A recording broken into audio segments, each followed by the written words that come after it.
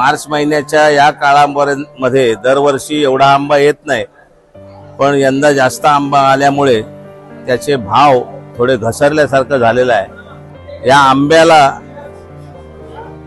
दुश्मन फार आहेत। इथून जास्तीत जास्त आंबा बाय फ्लाइट लंडनला जातो, कुवेटला जातो, बहरीनला जातो, दुबईला जातो, परंतु त्यासाठी एअरक्राफ्ट अवेलेबल नाही आहेत।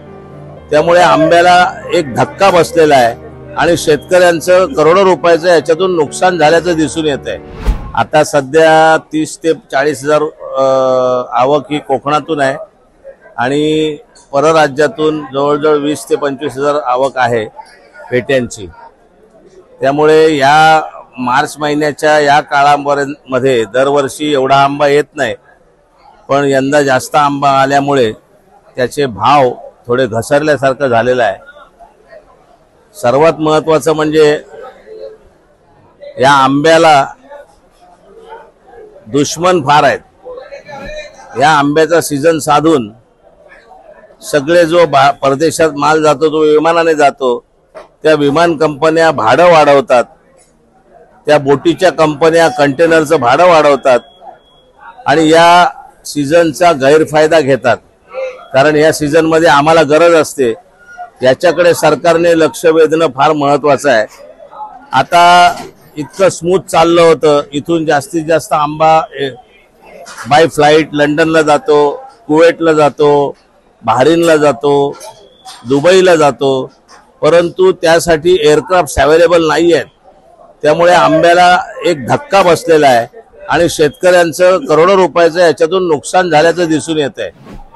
हे जर शासनाने थोडंसं मनावर घेतलं तर त्या आंब्याला परदेशात जाण्यासाठी जी विमानं अवेलेबल करून पाहिजेत, ज्या बोटी त्या पद्धतीने त्याची उपलब्धता पाहिजे आणि त्याचं भाडं आटोक्यात पाहिजे, यासाठी सरकारने खरोखर प्रयत्न करणं आवश्यक आहे।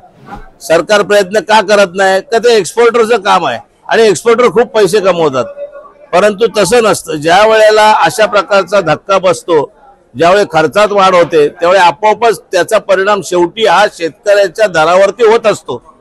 तेव्हा शेतकऱ्याला वाचवायचं असेल तर आता मार्च महिन्यामध्ये त्यांना जनरल कार्गोचे विमान कंपन्यांना जनरल कार्गोचे पैसे जास्त मिळत असल्यामुळे सगळे जनरल कार्गो नेतात आणि पेरिशेबल कार्गो बाजूला पाडलाय त्यांनी, त्याला अक्षरशः फेकून दिल्यासारखं झालंय।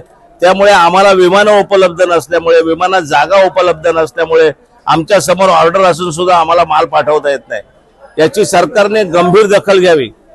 पाकिस्तान सारख्या देशामध्ये तिथे येणारं प्रत्येक विमान हे कमीत कमी 30% हे पेरिशेबल कार्गो अपलिफ्ट करतं। 30% पेरिशेबल कार्गो अपलिफ्ट करण्याचं त्यांच्यावर बंधन आहे, तिथे येणाऱ्या कुठच्याही जगातल्या विमान कंपन्या असो, परंतु आपल्याकडे तशा प्रकारचं बंधन नाही आणि ज्या प्रकारे शेतकऱ्यांना प्रोटेक्शन पाहिजे त्याप्रमाणे नाही। कारण शेतकरी हा जो पुढे जो होलसेल मध्ये माल येतो त्यातला निवडून प्रत्येक पोर्टला जातो, दुबईला वेगळा जातो, कुवेटला त्याच्यापेक्षा जास्त भारी जातो, लंडनला जास्त मोठा आंबा जाऊ शकत नाही। अशा प्रकारे सगळी कॅटेगरी हा एक्सपोर्टर करत असतो, स्वतः रिस्क घेतो। तिकडे काही दर नसतील तरी स्वतः रिस्क घेतो, परंतु हा खर्च वाढल्यामुळे आणि विमानं उपलब्ध नसल्यामुळे, विमानात जागा उपलब्ध नसल्यामुळे आज मितीला शेतकऱ्यांचं, बागायतदारांचं, आंबे बागायतदारांचं, कोकणाचं करोडो रुपयाचं नुकसान होत आहे। याची कृपा करून या चॅनलच्या माध्यमातून मी सरकारला कृपा करून विनंती करतो की आपण याच्यात त्वरित लक्ष घातलं पाहिजे। कारण काय आहे की आम्ही ओरडायचं मग सरकारने लक्ष घालायचं, मग सरकारची एजन्सी करते काय?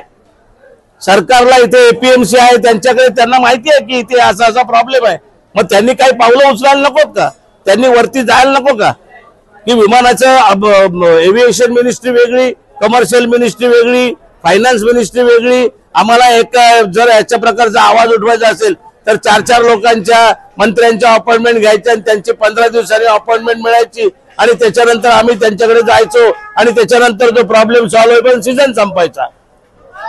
सरकारने याच्यावरती मॅक्रो लेवलला आणि बर्ड आय व्ह्यू घेऊन त्याच्यावरती सतत येणाऱ्या या ज्या काय कंटिन्जन्सीज आहेत, ह्या जे काय थोडे थोडे अडथळे आहेत ते पार करून हे एक्सपोर्ट आणि हा व्यापार जर स्मूथ केला तर पर्यायानं शेतकऱ्यांचंच भलं होणार आहे.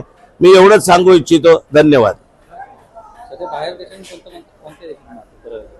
नाही, बाहेरच्या देशातून आता कुठचाही माल येत नाही. बाहेरच्या देशातून आंबे तरी येत नाहीत, बाकी सफरचंद वगैरे सगळे येतात. सफरचंद मोठ्या प्रमाणात येतात, गावाकडे येतात.